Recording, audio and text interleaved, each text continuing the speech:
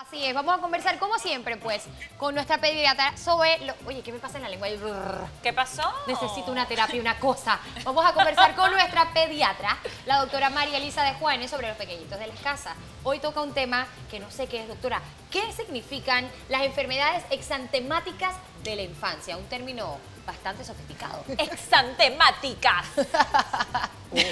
Edúquenos, doctora. Buenos días, bienvenida. Hola, buenos días, ¿qué tal? Bueno, antes que nada, y antes de hablar de exantemáticas, un saludo a todos, las abuelitas y los abuelitos, porque hoy es el Día de los Abuelitos. ¡Ay, en serio! El día Así de que los abuelitos. son nuestros aliados, ¡Eh!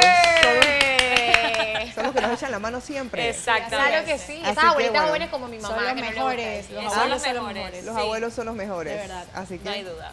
Pero bueno, las enfermedades exantemáticas son esos brotes en la infancia asociados generalmente a cuadros virales o a cuadros infecciosos que producen estas lesiones en la piel en los niños. Por ejemplo, el conocido sarampión o la alfombrilla.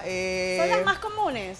Bueno, alfombrilla y rubiola ya no, porque se podría decir que están cubiertas por el tema de las inmunizaciones. Otra que es muy común es la varicela, varicela. el exantema súbito, el exantema eritema infeccioso. ¿Qué es el exantema súbito? El exantema súbito es una que a todas nos ha pasado a nuestros bebés, que generalmente se presenta en los menores de 2 años, que son estos niños que cursan con fiebre de 2 a 4 días, que se decaen cuando están con fiebre, pero mientras están frescos, están jugando por ahí, están comiendo Claro, bien. y parece que no les pasará nada. Y de repente, después Cae. del cuarto día, la fiebre cede, ya no tiene más fiebre y el niño se brota.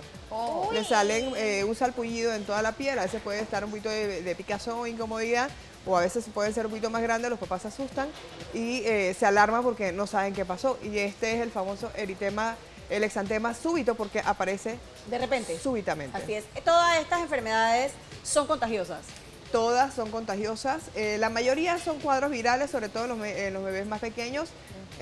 Ocasionalmente hay algunas que pueden estar relacionadas a bacterias, como por ejemplo el estreptococo, que puede producir pues, lo que es fiebre escarlatina, algunas con las meningococcemias, que pueden estar asociadas pues, a esta bacteria que puede causar complicaciones graves, que es la sería meningitis. Y otras son de origen desconocido, como por ejemplo la enfermedad de Kawasaki, que es una condición que está precedida por varios días de fiebre, más otras constelación de síntomas que por descarte pues se diagnostica la enfermedad de Kawasaki.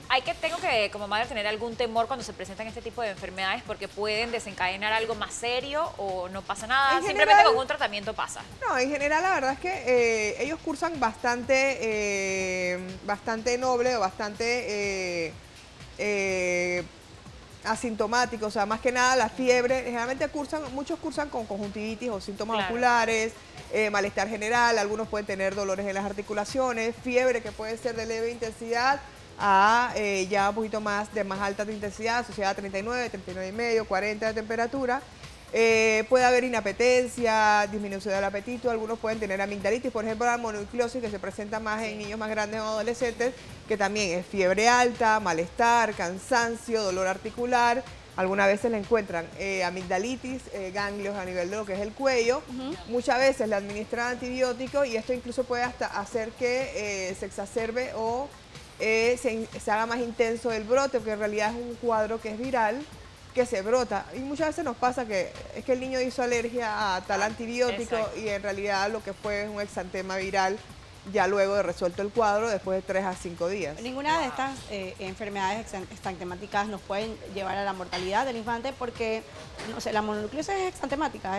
Sí, produce porque un exantema. leí en estos incluso días hasta el Mycoplasma pneumonia, que también es una bacteria que produce un cuadro respiratorio que se llama neumonía típica, también puede cursar con exantemas. Leí en estos días, si no me equivoco, creo que fue en México, que un recién nacido murió precisamente de mononucleosis.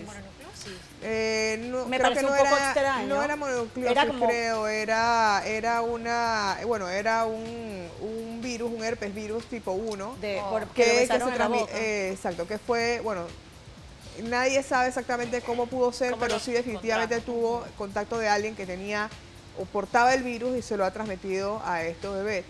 Como no tienen su sistema inmunológico como completo, entonces esto es como peligroso, ¿no? No tienen su sistema inmunológico completamente maduro. sus defensas pues no las ha adquirido completamente, son muy vulnerables. Entonces los extremos de la vida, por supuesto, las personas muy mayores. Correcto. O los niños muy pequeños o aquellos niños con unas enfermedades previas, niños asmáticos, niños con enfermedades cardíacas, niños con enfermedades de inmunodeficiencias, ya sean congénitas o al nacimiento, o aquellas que son transmitidas por alguna enfermedad. Los niños HIV positivos también son mucho más susceptibles a complicaciones más severas. Complicaciones más severas, por ejemplo, la robiola se asociaba en estos niños pues a sordera. Si se adquirían durante el embarazo, en las madres el niño podía nacer sordo, podía nacer ciego, podía nacer con enfermedades cardíacas porque afecta su desarrollo. Doctora. También el citomegalovirus también puede producir sordera en mujeres embarazadas. Importante las inmunizaciones antes del embarazo. Y en los niños muchas de estas enfermedades pueden ser prevenidas. Las vacunas. A mí me preocupa muchísimo porque yo conozco de casos de padres, porque no voy a decir madres, de papá y mamá que no tienen un control de las inyecciones, de las vacunas. Y por ejemplo, si van al primer control recién nacido y todo, pero eso tiene un periodo hasta 2, 3 años, ¿no? No, realmente es toda la vida. O sea, de hecho, aquí todos deberíamos estar con nuestras vacunas completas. Deberíamos. Y entonces no, es importante. O sea, no se las pones y obviamente expones a los niños están mucho más expuestos. Entonces, cuando empieza el periodo escolar y todas estas cosas, te preguntas, ¿pero por qué mi hijo se enferma más? O de repente tienes que echar para atrás y ver si de verdad le pusiste todas las inyecciones correctas, acorde con las edades. Definitivamente los niños, y eso lo hemos hablado un montón de veces, los niños en el periodo escolar se enferman N cantidad de veces. O sea, pueden tener de 10 a 12 cuadros infecciosos durante los primeros, cada año durante los primeros 3 años de vida. O sea, sale de un moco para entrar en otro moco. Eso es así. Ay, sí, es cierto. Precisamente hacia ahí iba mi pregunta. No importa que hagas como mamá, el niño siempre se te va a enfermar. Incluso las mamás estamos predispuestas a saber que los primeros días, ya sea porque lo dicen por allí o lo dice la abuela, el niño le va a dar varicela y le va a dar esto y le va a dar lo otro y lo otro. Sí, ahora, las enfermedades son prevenibles. Hablábamos de sarampión. El sarampión también produce neumonía, puede producir daño neurológico, puede producir inflamación a nivel lo que es cerebral y con secuelas. Entonces, esta es una enfermedad que producía hace varios años atrás una enorme morbimortalidad, es decir, enfermedades y complicaciones asociadas y además muertes asociadas, que si vemos los registros han ido disminuyendo con el tiempo, donde prácticamente son enfermedades que han desaparecido. Tenemos un repunte o un auge de estas enfermedades derivado de las tendencias a no vacunar. Entonces, ya muchos gobiernos han tenido que establecer políticas. Por ejemplo, leí una noticia creo que en Italia y me parece que Alemania también, para el ingreso escolar, los niños tienen que estar vacunados. Me pareció una buena iniciativa. En Estados Unidos, espérate, a mí cuando me tocó llevar a mi hijo más chico a Estados Unidos, en un hospital en Nueva York, o sea, si no tenías el registro de vacunas, pues le ponían ellos las vacunas. O sea, ningún niño entra al hospital si no tiene todas las vacunas, o sea, las vacunas acorde con su edad. De hecho me llega con bastante frecuencia adolescentes y adultos jóvenes a la consulta buscando completar ciertas inmunizaciones o vacunas, precisamente para entrada a las universidades, porque obviamente el hacinamiento promueve la transmisión de enfermedades. Las escuelas te piden para el primer ingreso las vacunas. Podemos hablar, doctora, porque ya tenemos que cerrar tema, de repente en el próximo programa sobre las vacunas, la importancia y cuáles son las vacunas que los niños deben tener y la controversia. Porque usted me menciona que le parece pues que leyó que en Alemania ahora es un requisito para los niños entrar al colegio, pero yo conozco un médico alemán que me decía, no inyectes a tu hija porque no lo necesita. Entonces, ese es buen tema. Y acuérdense, varicela también es otra enfermedad que produce un enorme ausentismo escolar y también laboral, que también... Pero hay una vacuna, ¿no? Para varicela. Pero también hay vacuna que se administra a los 15 meses, a los 4 años, y los adultos que nunca han padecido la vacuna, como persona. ¿A usted nunca le da varicela? No, nunca. No, wow, tocando y sobando. No es bueno, porque estadísticamente a mi familia le ha dado después de los 40.